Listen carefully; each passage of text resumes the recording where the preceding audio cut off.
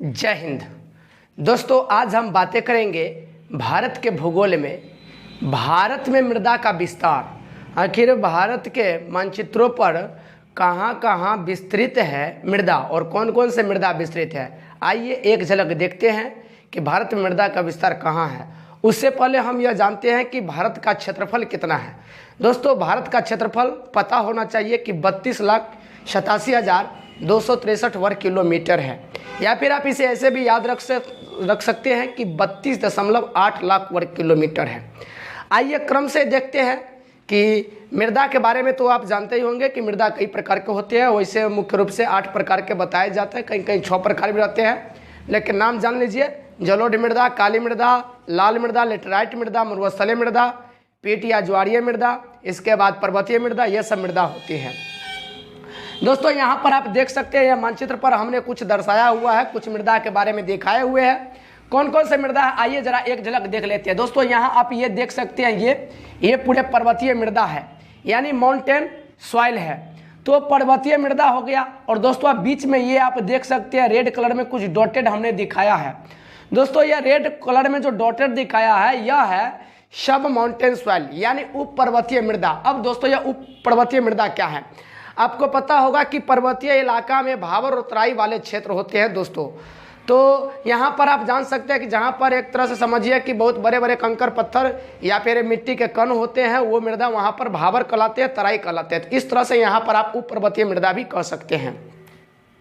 तो यह पर्वतीय और उप पर्वतीय में देख लिए हैं। और दोस्तों, यहाँ पर आप ब्लैंक देख सकते हैं, यहाँ पूरे मतलब प्लेन है, सदा में कुछ दिखाए हुए हैं। एक तरह से समझ लीजिए कि यह जो यहाँ पर मृदा होगा एक प्रकार से समझिए कि इस मृदा पर पूरे बर्फ से आच्छादित होगा, यानी हिम आच्छादित होगा। कहने का मतलब कि ग्लेशियर वेलेशियर वहाँ से पिघलता है। तो यह हो गया हिम भूमि हो गया, यानी हिम क्षेत्र हो गया।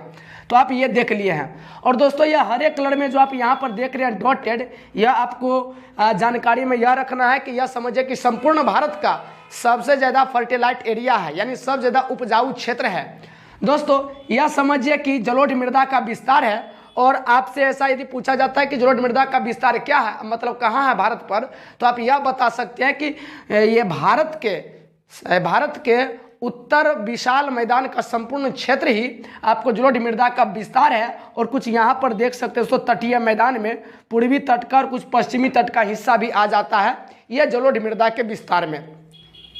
और दोस्तों, जलोढ़ मृदा के बारे में आपको यह भी जानकारी होना चाहिए कि जलोढ़ मृदा 2 प्रकार के होते हैं। सबसे पहले तो यह बहुत ही उपजाऊ मृदा है। जो जलोढ़ मृदा 2 प्रकार के होते हैं, एक होता है खादर और एक होता है बांगर। खादर और बांगर क्या है, तो आप यह भी जान लीजिए कि नए जलोढ़ मृदा को खादर कहते हैं और पुराने जलोढ़ मृदा को बांगर कहते हैं।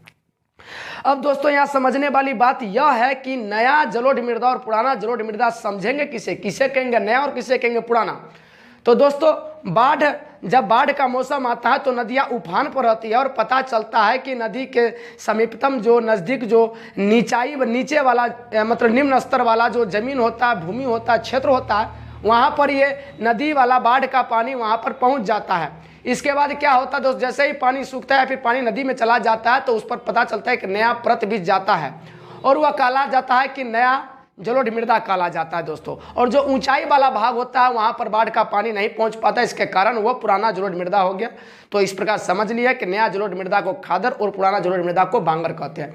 ये आपका संपूर्ण उत्तर विशाल मैदान है। आप देख सकते हैं यहाँ पर हरियाणा, पंजाब, उत्तर प्रदेश, मध्य प्रदेश का समझिए कि उत्तरी वाला भाग आ जाता है। इसके बाद देख लीजिए यहाँ पर बिहार हो जाएगा, पश्चिम बंगाल हो जाएगा, कुछ झारखंड हो जाएगा, इधर असम, मेघालय थोड़ा सा पार्ट आ जाएगा। यहाँ पर आप देख सकते हैं तो कुछ तमिलनाडु का पार्ट आ जाएगा दोस्तों। इसके बाद आंध्र प्रदेश का थोड़ा सा तेलंगाना का भाग आ जाता है और उधर गुजरात का भाग आ जाता है। इस प्रकार से जलोढ़ मृदा का विस्तार हमने भारत पर देख लिया है। इसके बाद दोस्तों, चलो और वैसे एक बार और बता दें कि संपूर्ण भारत में यानी जैसे 32,87,263 वर्ग किलोमीटर क्षेत्रफल है, तो इस क्षेत्रफल का संपूर्ण भारत में जलोढ़ मृदा का विस्तार सबसे अधिक है। यानी भारत में सबसे अधिक किस मृदा का विस्तार है, तो जलोढ़ मृदा का विस्तार है। जलोढ़ मृदा का विस्तार संपूर्ण भारत में क्षेत्रफल के अनुसार देखते हैं तो यह संपूर्ण भारत का 43.36% भाग पर जलोढ़ मृदा का विस्तार है। इसके बाद दोस्तों, ये है आपका लाल मृदा।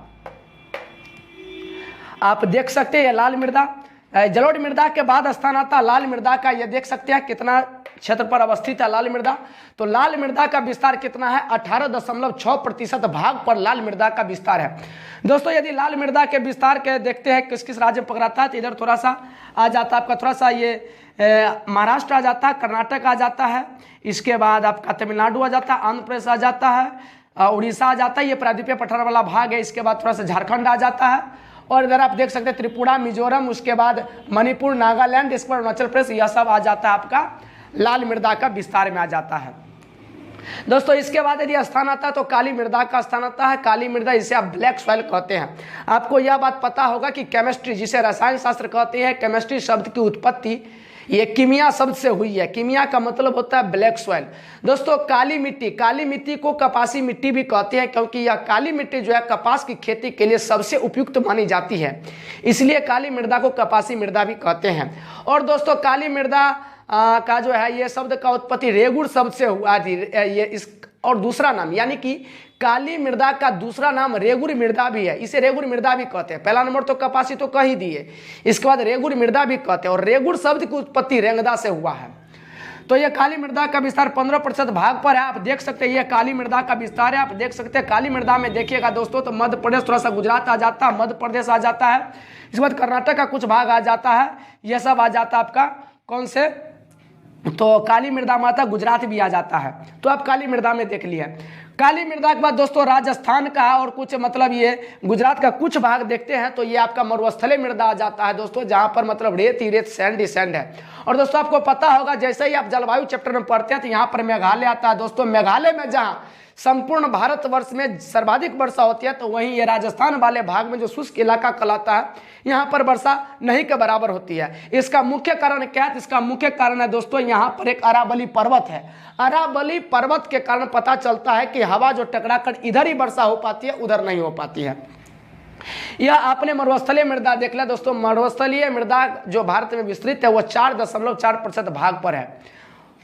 और इसके बाद दोस्तों यदि देखते हैं आगे, तो आगे हम देख सकते हैं लेटेराइट मिट्टी के बारे में, और लेटेराइट मृदा का विस्तार देख सकते हैं। ये क्रॉस का कुछ हमने यहाँ पर संकेत दिया है, ये लेटेराइट मृदा का विस्तार है। और यहाँ कुछ देख सकते हैं लेटेराइट मृदा, ये देख सकते हैं इधर आपका हो गया पश्चिमी तटीय मैदान, यानी लेटेराइट मृदा का विस्तार आप देख सकते हैं। तो कुछ मेघालय का पार्ट आ जाता है, सिक्किम का पार्ट आ जाता है, इसके बाद दोस्तों पश्चिम बंगाल का कुछ पार्ट आ जाता है, और इधर आप देख सकते हैं तो ये पश्चिमी तटीय मैदान में आ जाता है। लेटेराइट मृदा जो है सब दोस्तों ये लेटेराइट शब्द लेटर से बना हुआ। लेटर मतलब होता है ब्रिक, यानी कि मतलब होता है दोस्तों ब्रिक, ब्रिक मतलब होता है ईंट, समझ गए। तो ये हो गया लेटेराइट मृदा। इसके बाद दोस्तों हम देखते हैं तो अगला ये आपका ये कुछ संकेत हमने यहाँ पर दिखाया है, ये आपका रेड एंड ब्लैक सॉइल यानी दोनों का मिश्रित है, लाल और काली मृदा का दोनों का मिश्रित रूप है। आप यहाँ इस प्रकार देख सकते हैं। इसके बाद और कुछ देखिएगा दोस्तों, तो यहाँ पर एक ये संकेत हमने दिखाया हुआ है, और ये संकेत है ग्रे एंड ब्राउन सॉइल, यानी कि धूसर और भूरी मृदा, यह आपने देख लिया।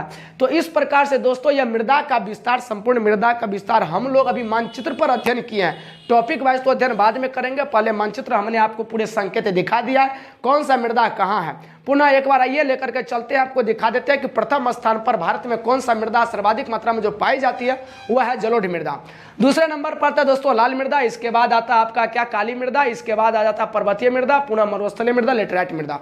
तो दोस्तों इस प्रकार हमने भारत में जो भी मृदा का विस्तार है, कहाँ कहाँ अवस्थित है, इसके बारे में जाना और समझा। दोस्तों इसी तरह आप हमारे साथ बने रहिए, हम आपको इसी तरह विभिन्न प्रकार के वीडियो लेकर के आते रहेंगे, और अपना ढेर सारा प्यार और सपोर्ट हमें देते रहिए। पुनः आपसे मिलते हैं अगले वीडियो में, तब तक के लिए जय हिंद।